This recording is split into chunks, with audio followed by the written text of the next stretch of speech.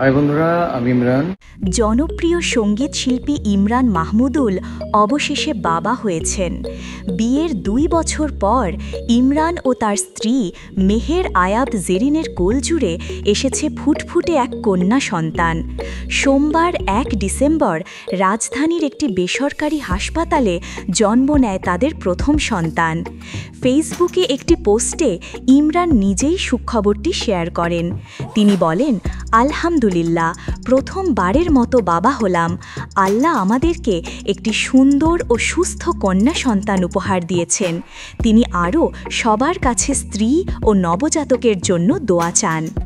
ইমরান জানান, সন্তানের নাম এখনও ঠিক করা হয়নি। নাম চূড়ান্ত হলে ভক্তদের জানানো হবে। ইমরানের ঘনিষ্ঠজন শিল্পী মোহাম্মদ মিলন নিশ্চিত করেন যে মা ও মেয়ে দুজনেই সুস্থ আছেন। ২০২৩ সালের ২৪ মে পারিবারিক আয়োজনে জেরিনকে বিয়ে করেন ইমরান, যা সে সময় বেশ আলোচিত হয়েছিল। ভিডিওটি ভালো লাগলে লাইক দেবেন, চ্যানেলটি সাবস্ক্রাইব করে নিচে কমেন্ট করে আপনার মতামত জানাবেন।